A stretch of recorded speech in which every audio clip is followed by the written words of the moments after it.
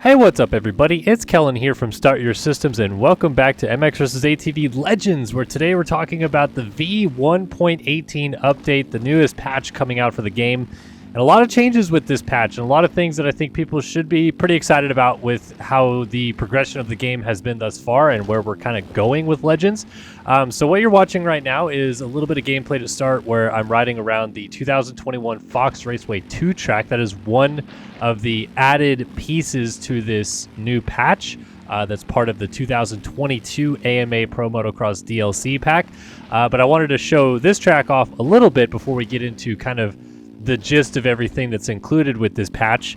And while I play this track, talk about the highlights a little bit of this patch, and I'll include all the patch notes in the comment section below so you guys can read about that as well. But here are some of the highlights. They further addressed issues causing additional laps to be counted under some circumstances. They improved the accuracy of the tire physics significantly, improving the ability to rail berms and hook up in ruts, which is a key point that we're going to talk about in this video. Reduced instances of wrecks and bouncing when landing or going through whoops or hitting bumps.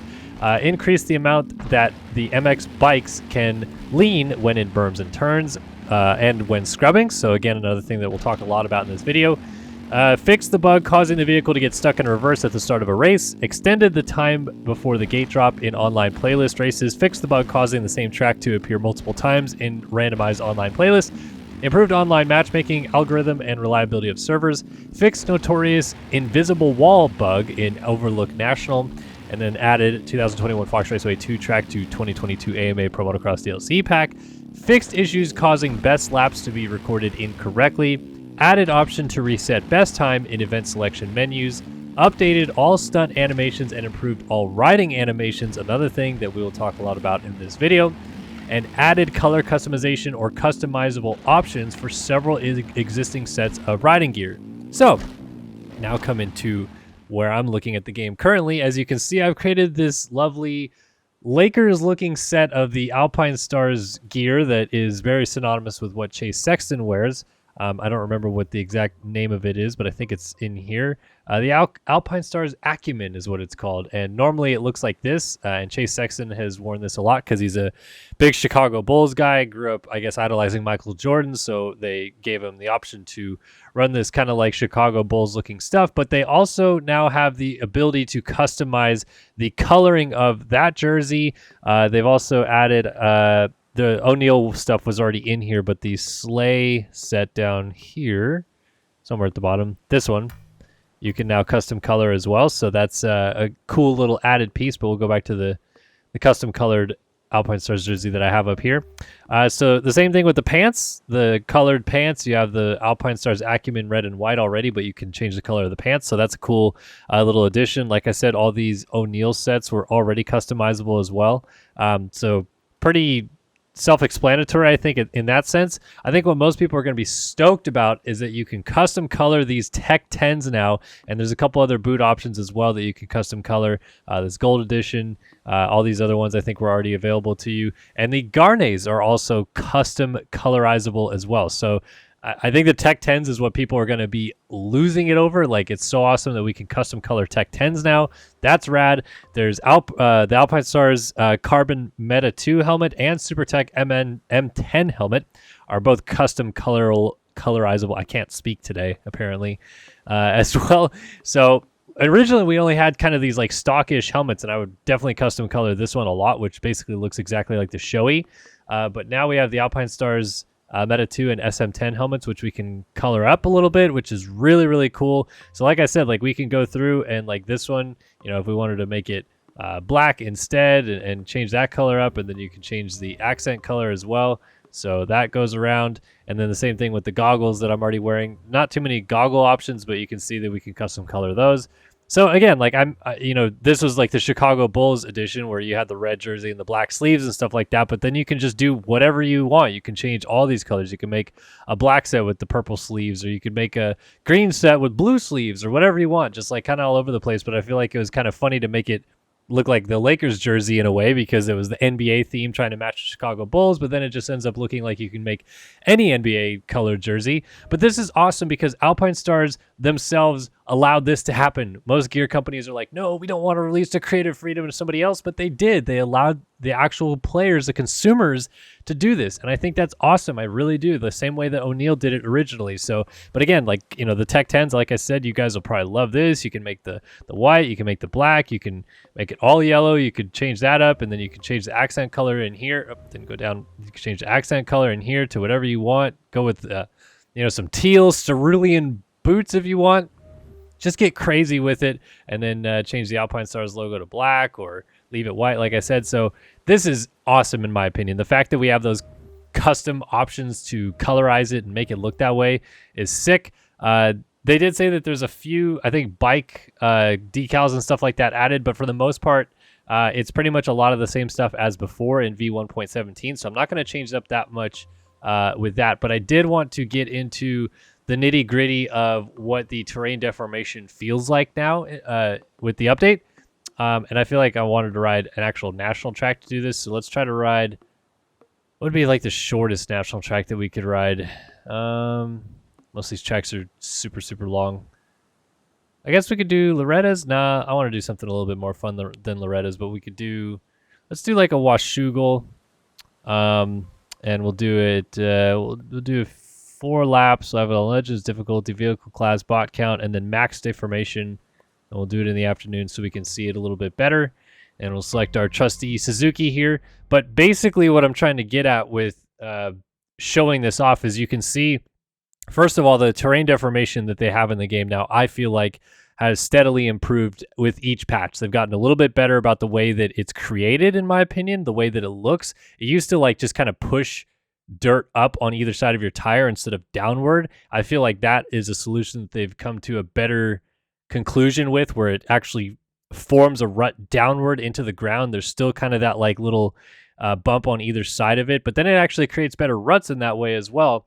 And the idea that they have with some of the things that they've changed with the tire physics, as well as the reduced ability to lean farther into the corner, is to try to make it more and more possible to actually hook into a rut in this game. And I really do think that they've done a pretty good job with this recent patch of making that happen. Now, I've echoed the sentiments to them as well, and maybe if they're watching, they can finally hear my full thoughts on this. I still feel that the momentum side of it needs to be cleaned up a little bit. Like, I feel like in some regards, you're not going a matching level of speed in a straight line as you are in a corner. Like, you're almost going too fast in a straight line, and then in a corner you're going like really, really slow, and you use that clutch boost to kind of like blow out of the turn really, really fast. And maybe the tracks are like slightly overscaled to fit the top speed that you're going, but I just feel like in general you get cooking on these tracks, and then you have to come to like almost a complete stop to turn, which is just like, I wish there's like a little bit more of a middle ground right there where like you could still hit these ruts pretty smooth and pretty fast.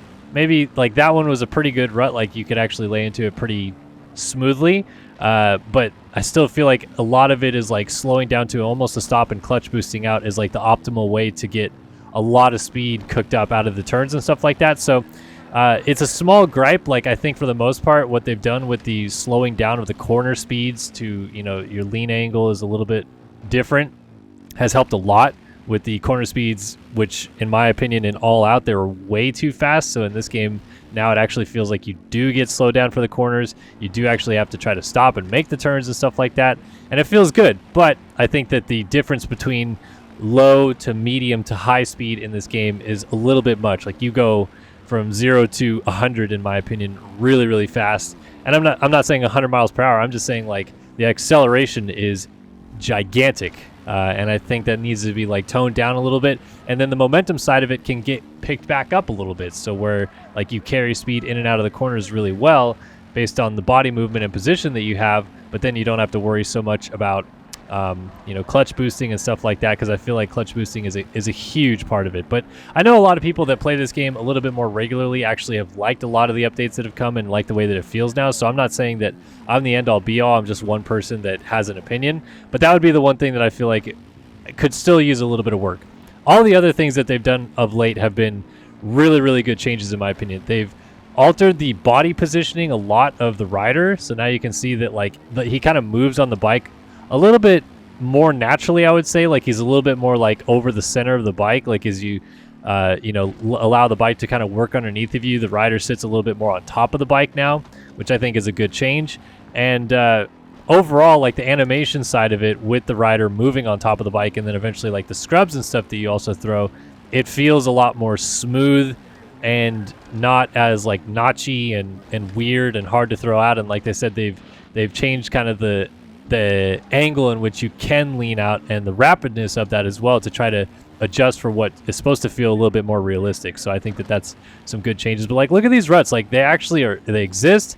They kind of carry you in certain areas. I think it'll work. It works a little bit better perhaps in online when you have a lot of guys all hitting good corners. I feel like the AI sometimes can get a little bit all over the place, but realistically speaking, like I feel like speed wise, in the turns you're doing a pretty good amount of speed in some turns and a pretty slow amount of speed in other turns, and the ruts kind of handle it all pretty well.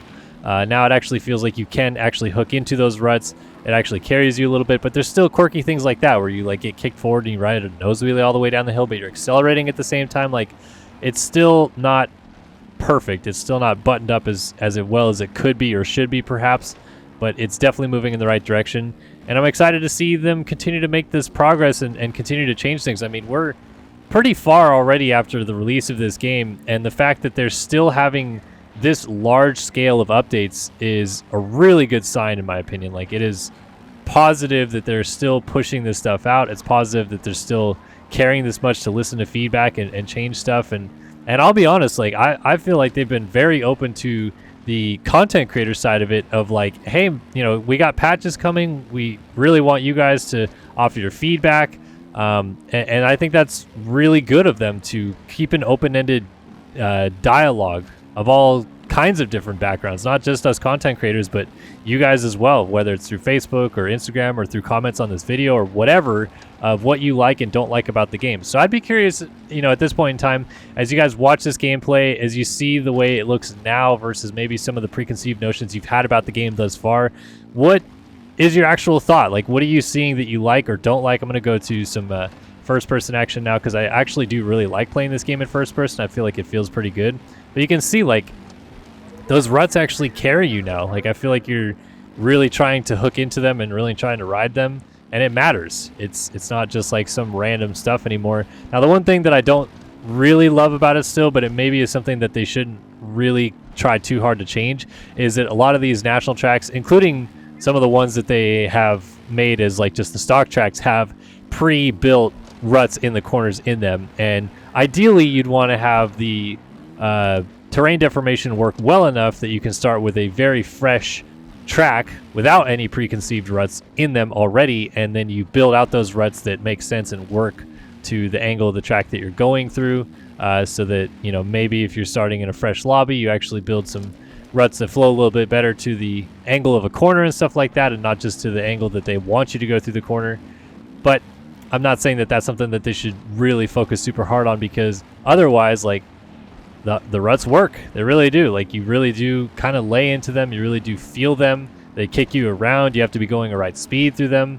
A lot of positive changes to all of it. And yeah, I'm just happy to see it. So, like I said, I'd really be curious to know what you guys think of what you're seeing of this gameplay, what you would like to see maybe still changed about it, if you think some of my opinions are not good, or maybe you think they're good and you would like to just have a couple more like additional details added to some of the things that I've already said in this video.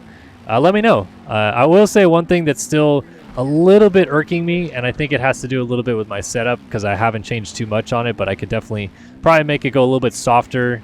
I've already run a pretty soft suspension setting, but I can maybe even make it a little bit softer. I still feel like it's slightly too bouncy, and they did say that part of the patch with this one is to reduce the crashes that happen from like just sudden stops on the bounciness side of it. But I feel like as you go over like little braking bumps and stuff, and I'm not even talking about the ruts that have been formed, I'm talking about the bumps that are there, like that they've built into the track. I still feel like I'm just kind of like bouncing over them more so than letting the suspension kind of do the work and suck it up. So I think that that's something that they could just, maybe soften it up a little bit so that it works a little bit better with the suspension that already exists in the game. But that's just a small gripe in my opinion. I think otherwise they've got it pretty well dialed. And yeah, so this is a little bit of a synopsis of V1.18 in MX vs ATV Legends. A huge update to the game. A lot of changes, a lot more changes than what I've gone over so far with as well. Like, they've really thrown the gamut at this one, and this was a little while in the making. So I like that they have spent the time. They've really focused on feedback, and they've tried to improve this game. They really have. Like, I feel it is a lot better personally than day one, and way different as well. Like, it's not like some minor stuff that has gotten better. The speed of this game feels a lot different to me. Like, I felt very alive-ish vibes with the day one release of this game. Now it feels a lot more kind of polished up as almost its own separate game. Like, it really feels like MX vs ATV Legends has its own essence of it now, which I really like as well. So like I said, let me know your thoughts and opinions in the comment section below. This has been an overview of V1.18 in MX vs ATV Legends. Thank you guys for stopping by and watching another video here on the channel, and we'll see you in the next one. So long for now.